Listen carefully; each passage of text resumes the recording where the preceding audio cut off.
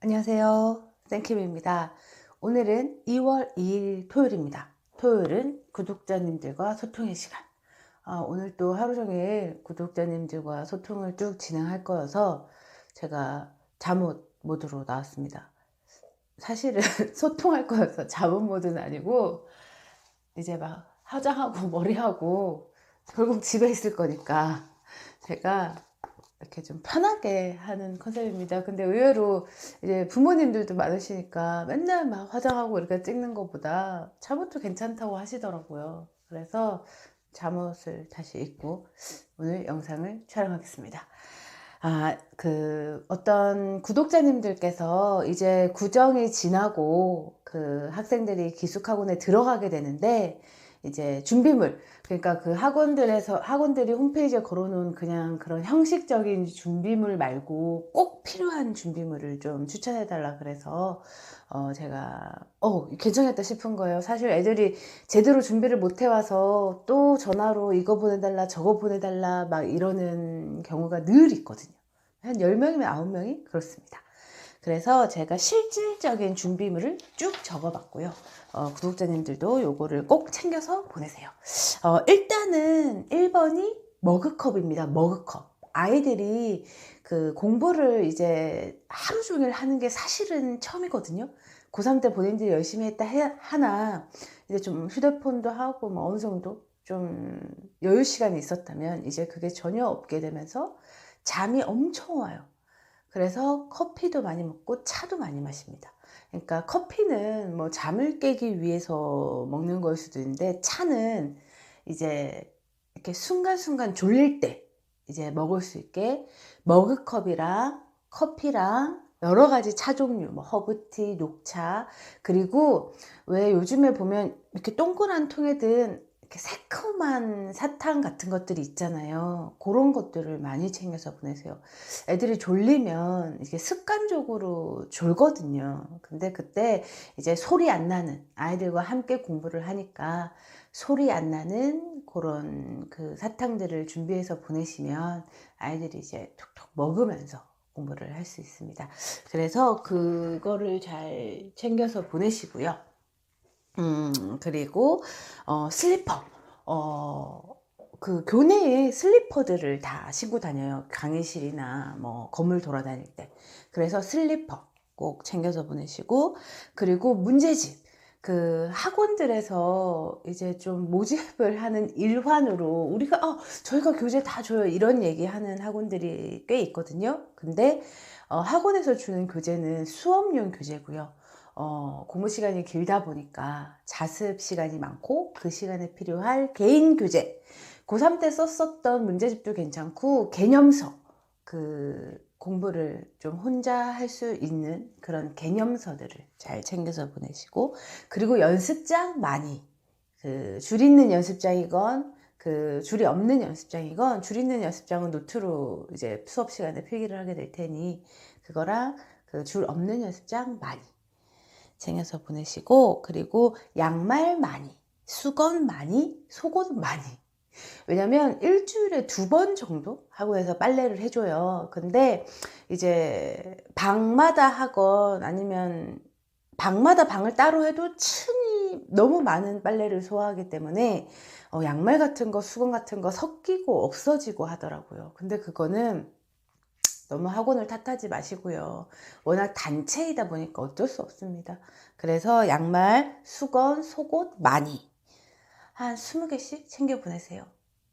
그리고 휴가 때마다 와서 가져가도 되는데 그냥 애들이 그걸 되게 귀찮아 하거든요. 그래서 양말 한 20개 정도씩, 아니면 처음 이제 들어가는 거니까 한 10개씩 보내시고, 그리고 그 애들이 휴가 나와서 가져갈 수 있도록 하시고, 옷을 학원에서 체육복을 2벌 정도를 줘요. 그래서 그 체육복을 좀 의무적으로 입히거든요.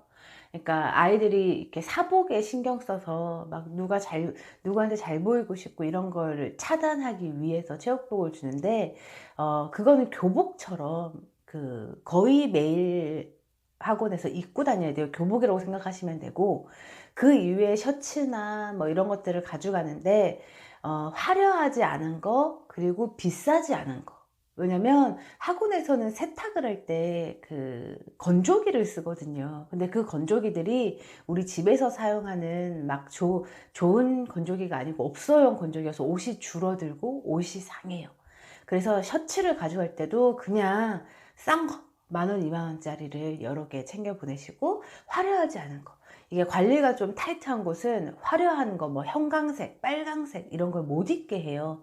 사실 기숙학원이 보수적인 집단이어서 뭐 사실 못 입게 할 이유는 없는데, 그걸 못 입게 하는 학원도 있으니 화려하지 않은 걸로 준비하시고, 여학생들 화장 절대 안 됩니다. 틴트, 뭐 그 선크림인데 얼굴 하얘지는 거 절대 안 됩니다. 그거 챙겨가지 마시고요. 아, 보통 애들이 이제 화장하는 게 이제 습관이 되어 있잖아요. 그래서 거기서 꼭 화장 안 하면 막 무슨 일 나는 것처럼 화장을 몰래 몰래 하는데, 그거 되게 스트레스거든요.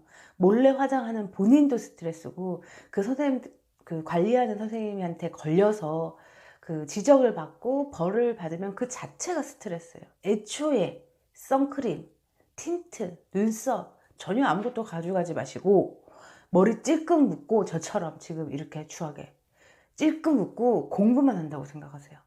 절대 부모님들 미리 못 가져가게 하세요. 그걸로 여학생들은 모든 문제가 시작됩니다. 그러니까 애초에 선크림을 꼭 발라야게 했으면 백탁 없는 완전 그냥 로션 같은 선크림을 사주세요.